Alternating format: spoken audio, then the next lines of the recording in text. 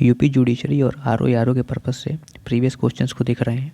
विशेषकर ये questions PCS के पर्पज़ इंपॉर्टेंट है, लेकिन जिस हिसाब से जुडिशरी के क्वेश्चंस बन रहे हैं वहाँ पर भी अब पेपर का पैटर्न काफ़ी पीसीएस की तरह ही किया जा रहा है। तो आरओ पीसीएस की दृष्टि से भी इम्पॉर्टेंट है और जुडिशरी एपीओ की दृष्टि से भी ये प्रश्न इंपॉर्टेंट है। चलिए शुरू करते हैं। देखिए पहला प्रश्न है, निम्नलिखित में से कौन सा एक सही सुमेलित नहीं है? नहीं है पे ध्यान दीजिएगा। भारत में नागरिक सिविल सेवा का जनक तो जाहिर सी बात है कॉर्नवालिस को ही कहते हैं, father of civil services in India. Tenancy act Lord Wellesley दिया है। व्यक्तिगत सिद्धांत यानी डॉक्ट्रिन ऑफ लैप्सेस जो है वो लॉर्ड डलहौजी दिया है। और प्रथम कारखाना अधिनियम लॉर्ड रिपन दिया है। तो यहाँ पर देखिए ये तो बिल्कुल सही है।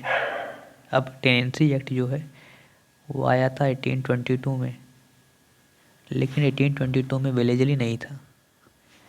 1822 मतलब 1813 से लेके 23 तक लॉर्ड हेस्टिंग्स थे।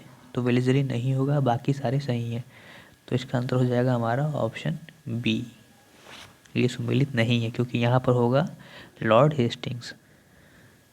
अगला प्रश्न देखिए, सुमेलित करना है संस्थाएं और उसके जो संस्थापक थे या संबंधित व्यक्ति हैं। यहाँ पूछा है सहायता से सुमेलित करना था। देखिए अनुशीलन समिति के पी मित्रा हैं, डायरेक्ट हम लोग मैच कर लेते हैं। अभिनव भारत वीडी सावरकर सभी जान रहे हैं।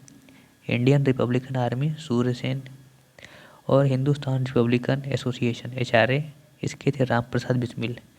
तो इस प्रकार से ये मिलान आपका सही हो जाएगा, यानी Anushilan Samiti P Mitra, Abhinav Bharat V D Savarkar, Indian Republican Army Surya Sen, Hindustan Republican Association Ram Prasad Bismil. अब देखिए अगला प्रश्न, निम्नलिखित में से किसने भारतीय संविधान की प्रस्तावना को राजनीतिक जन्म कुंडली कहा है? तो राजनीतिक जन्म कुंडली की बात किसने कही है? केटी शाह ने, के.एम. मुंशी ने, टी कृष्णामाचारी ने या के.सी. वेयर ने?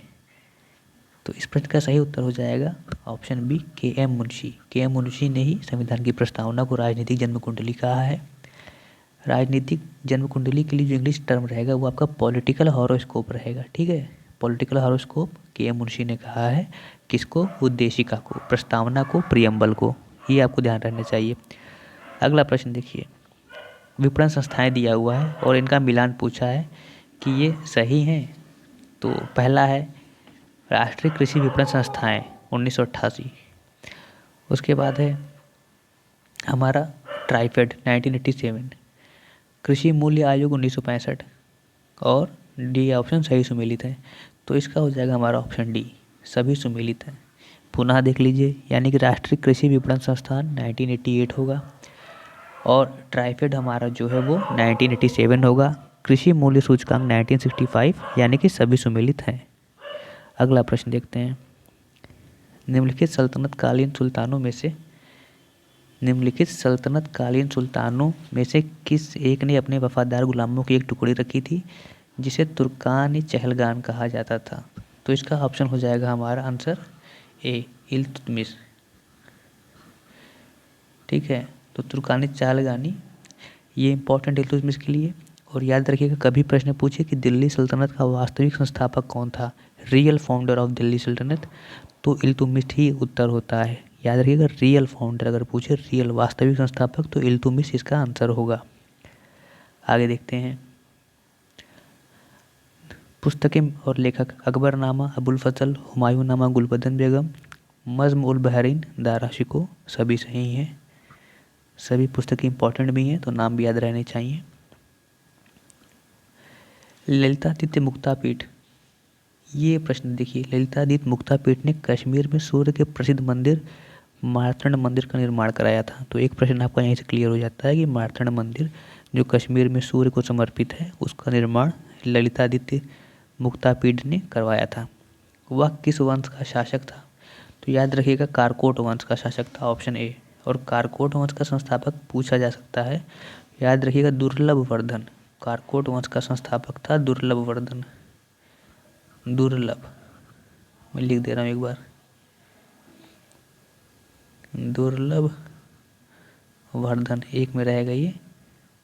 तो दुर्लभ वर्धन कारकोट वंश का संस्थापक था और ये कब तक था? तो याद रखिएगा 7वीं शताब्दी में ही ये वंश प्रारंभ में आया था। दुर्लभवर्धन ने इसकी स्थापना की थी। कारकोट वंश था और मार्तंड मंदिर का निर्माण ललितादित्य ने करवाया था। अब कौन सा युग में सम्मिलित नहीं है पूछा है। देखिए, कोल विद्रोह छोटा नागपुर, चुआर विद्रोह बंगाल, इसके बाद है रामोसी विद्रोह और फिर है हमारा रंपा विद्रोह। तो देखिए, रामोसी विद्रोह जो दिया है वो गलत दिया है। रामोसी विद्रोह महाराष्ट्र क्षेत्र में हुआ था, तो इसलिए ये प्रश्न जो हमारा है वो गलत हो जाएगा। और यहाँ पर एक और चीज़ इंपॉर्टेंट है, पश्चिमी घाट जो रीजन था महाराष्ट्र में, पूछे कहाँ पर, तो पश्चिमी घाट में हुआ था और रामोसी जनजातियों ने किया था अंग्रेजों के खिलाफ, इसलिए इसको रामोसी विद्रोह कहते हैं। अब आइए अगले प्रश्न पर।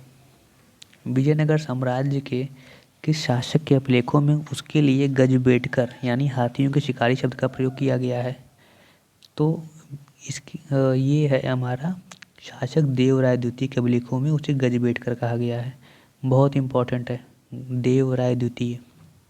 गजबेटकर बहुत कन्फ्यूजन हम लोग कृष्णदेवराय कर देते हैं। मैं फिर से बता दूं, गजबेटकर देवराय द्वितीय के लिए आया है और ये 1422 में शासक बना था। ये इम्पोर्टेंट नहीं है, इम्पोर्टेंट ये है कि इसके काल में कौन सा विदेशी यात्री आया था। तो याद रखिएगा फारस का, ईरान यानी उस समय वर्तमान ईरान है, वहाँ से वहाँ अब्दुल रज़्ज़ाक़ आया था। तो अब्दुल रज़्ज़ाक़ ने विजयनगर की यात्रा की थी और ईरानी राजदूत भी था वो, तो ये भी इम्पोर्टेंट है। सूरत विभाजन के पश्चात उदारवादी विचारों को जनता तक पहुंचाने के लिए किस एक पत्रिका की स्थापना हुई थी? महत्वपूर्ण प्रश्न है। Servants of India, Bombay Chronicle, Indian home rule या फिर द इंडियन रिव्यू। याद रखिएगा इसका आंसर होगा हमेशा ऑप्शन बी। सूरत विभाजन के पश्चात उदारवादी विचारों को जनता तक पहुंचाने के लिए कांग्रेस ने की थी, ठीक है ना, इंडियन नेशनल कांग्रेस ने। और कौन नेता थे जिन्होंने स्थापना की थी? तो बॉम्बे क्रॉनिकल फिरोज शाह मेहता का था, 1913 में उन्होंने स्थापना की थी। और इसका प्रकाशन देखिए नाम से स्पष्ट है, खैर नाम में कन्फ्यूज़न भी हो जाती है, ज़रूरी नहीं है कि जो नाम हो वहीं से ओरिजिनेट हुआ हो। तो बॉम्बे क्रॉनिकल की स्थापना हुई और मुंबई से इसका प्रकाशन प्रारंभ हुआ। पहले संपादक का नाम पूछ सकता है, तो संस्थापक तो इसके फिरोज शाह मेहता थे, लेकिन इसके पहले संपादक जो थे वो बीजी हार्निमन थे, ठीक है ना, बीजी हार्निमन। तो याद रखिएगा। अब अगला प्रश्न देखते हैं, फ्लाउड कमीशन। फ्लाउड कमीशन निम्नलिखित में से कौन सा एक आंदोलन प्रेरित था? फ्लाउड कमीशन से प्रेरित था, मतलब उस आंदोलन के पीछे फ्लाउड कमीशन का योगदान था, ठीक है ना, इस बात। तो ये हो जाएगा हमारा तेभागा आंदोलन, ठीक है। तेभागा आंदोलन एक बार समझ लीजिए। तेभागा आंदोलन जो है वो बंगाल के 15 जिलों में नवंबर 1946 से लेकर फरवरी 47 तक चला था। और इसके दो नेतृत्वकर्ता जो मुख्य हैं वो कंपा राम सिंह और भवन सिंह हैं, वो दोनों नाम इम्पॉर्टेंट हैं। और बंगाल में जब भू राजस्व आयोग यानी रेवेन्यू के लिए कमीशन बना था, रेवेन्यू कमीशन, वो था फ्लाउड के नेतृत्व में, तो उसे हम फ्लाउड कमीशन कहते हैं।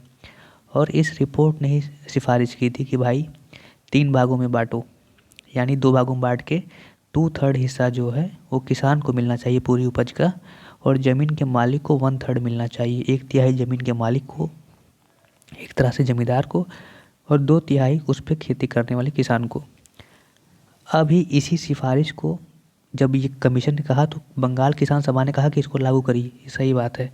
अब किसान सभा जाहिर सी बात उसको 2/3 मिल रहा है, तो उसने इसका समर्थन किया और दबाव भी डालना चालू कर दिया आंदोलन के माध्यम से सरकार पर कि इस सिफारिश को लागू किया जाए। तो फ्लाउड कमीशन की सिफारिश तेभागा आंदोलन से संबंधित है।